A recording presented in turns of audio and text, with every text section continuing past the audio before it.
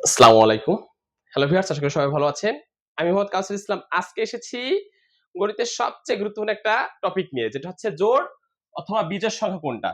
তাহলে আপনি যদি জোড় অথবা বিজোড় পৃথিবীতে যত বড় সংখ্যাই হোক না কেন, সেখান থেকে যদি আপনি জোড় অথবা বিজোড় নির্ণয় করতে চান, সেক্ষেত্রে সহজ ২ টা নোট আপনি মাথায় রাখবেন। দেখেন, শুরুতে লিখে রাখলাম যে যদি কোন সংখ্যার শেষে, আমরা জানি অঙ্ক কাকে বলে, ০ থেকে ৯ পর্যন্ত এই মোট ১০ টি সংখ্যাকে অঙ্ক বলা হয়। সেই অঙ্কগুলোর ভিতরে যদি কোন সংখ্যার শেষে দেখবেন যে ২, ৪, ৬, ৮ বা ০। যত বড় সংখ্যা হোক, সংখ্যার শেষের দিকে তাকাবেন। ডান পাশে যেটা আছে ওটা ২, ৪, ৬, ৮ বা ০ যদি থাকে, তখন সেটা জোড় সংখ্যা। আর সংখ্যার শেষে যদি ১, ৩, ৫, ৭ বা ৯ থাকে, তখন সেটা বিজোড় সংখ্যা। দেখেন, উদাহরণে আসি আমরা। ধরেন এখানে একটা সংখ্যা লিখলাম ৪৮, একটা সংখ্যা লিখলাম। দেখেন, এই ৪৮ সংখ্যাটার ডান পাশে যেটা আছে, এই যে ডান পাশে বা এই পাশে শুরুতে, তো দেখেন এই ডান পাশে কি আছে? ৮। তাহলে এই ৮ সংখ্যাটা দেখবেন যে জোড় নাকি বিজোড়? তাহলে সেক্ষেত্রে দেখেন, এই যে যদি কোন সংখ্যা শেষে ২, ৪, ৬ বা ৮, এই যে ৮ একটা অঙ্ক আছে যেটা একটা জোড় অঙ্ক, সেক্ষেত্রে এই যে সংখ্যার ডান পাশে যে অঙ্কটা আছে ৮, ৮ হচ্ছে একটা জোড় অঙ্ক। যেহেতু ৮ একটা জোড় অঙ্ক, তাহলে পুরো সংখ্যাটা যে ৪৮ সেটা একটা জোড় সংখ্যা। পরেরটা একটু দেখেন।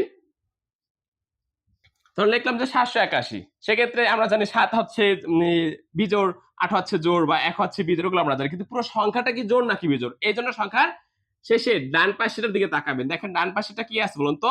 এই যে ডান পাশের অঙ্কটা আছে কি আছে? ১। তো দেখেন তো, ১ হচ্ছে যদি কোন সংখ্যার শেষে ১, ৩, ৫, ৭, সেক্ষেত্রে ১ হচ্ছে একটা বিজোড়। যেহেতু এই সংখ্যার শেষে ডান পাশে যে অঙ্কটা আছে ১, এটা একটা বিজোড় অঙ্ক, সেক্ষেত্রে পুরো সংখ্যাটাই হচ্ছে একটা বিজোড় সংখ্যা। আশা করি বুঝতে পেরেছেন। না, আমরা ছোট ছোট অঙ্কগুলো পারি বা ছোট ছোট সংখ্যাগুলো কোনটা জোড় কোনটা বিজোড় গুলো বুঝতে পারি, কিন্তু বড় সংখ্যা দিলে, ধরেন এখানে লিখলাম ৮৯৫৪, পুরো সংখ্যাটা লিখলাম। দেখেন তো, এখানে সংখ্যার ডান পাশেটায় যাবেন। তো ডান পাশে কি আছে বলুন তো? ৪। এই যে ৪টা কি জোড় অঙ্ক নাকি বিজোড় অঙ্ক? তাহলে দেখেন ২, ৪, ৬, এই যে ৪ হচ্ছে জোড়, সেক্ষেত্রে এই সংখ্যার শেষে ডান পাশেটা তো ৪ আছে। যেহেতু এই ৪ অঙ্কটা জোড়, সেক্ষেত্রে এই পুরো সংখ্যাটাই জোড় হবে। তাহলে যত বড় সংখ্যা দিক না কেন আপনার কাছে, যেটাকে জোড় নাকি বিজোড় সংখ্যা, তখন আপনার সংখ্যার ডান পাশে যাবেন, দেখবেন যে সেটা জোড় নাকি বিজোড়। ধরেন এখানে একটা সংখ্যা লিখলাম আমরা, এই ধরুন ২০০ লিখলাম। তাহলে দেখেন তো, এই সংখ্যার ডান পাশে কত আছে? ০। অনেকের কাছে ০ কোনো ভ্যালু নেই। হ্যাঁ, ০ হচ্ছে ২, ৪, ৬, ৮, এই কটা হচ্ছে জোড় অঙ্ক। কিন্তু আমরা যদি কোনো একটা পূর্ণ সংখ্যা, মানে সার্থক যে অঙ্ক আছে, আমরা জানি অঙ্ক ০ থেকে ৯ পর্যন্ত মোট ১০ টা, তার ভিতরে সার্থক অঙ্ক হচ্ছে কি? ৯ টা। আর ০ হচ্ছে একটা সাহায্যকারী অঙ্ক। সেক্ষেত্রে সাহায্যকারী অঙ্ক ০ এর কোনো ভ্যালু নাই, ঠিক আছে?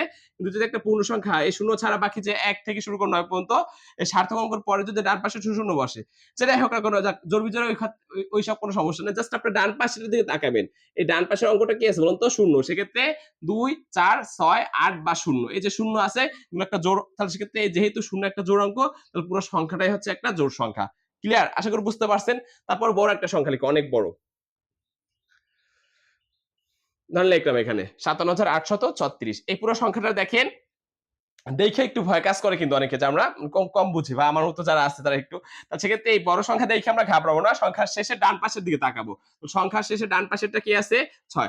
যদি সংখ্যার শেষে ডান পাশের অঙ্কটা ৬ আছে, এই ৬টা কি জোড় অঙ্ক নাকি বিজোড় অঙ্ক? দেখেন, তাহলে ২, ৪, ৬, যেহেতু ৬ হচ্ছে একটা জোড় অঙ্ক, সেক্ষেত্রে এই পুরো সংখ্যাটা, ডান পাশেটা যেহেতু ৬ একটা জোড় অঙ্ক, তাহলে পুরো সংখ্যাটাই আপনার জোড় সংখ্যা।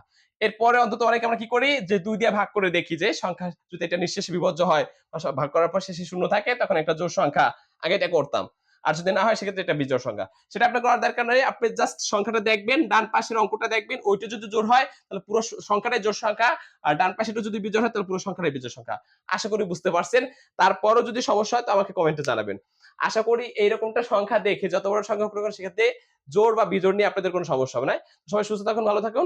আসসালামু আলাইকুম ওয়া রাহমাতুল্লাহ।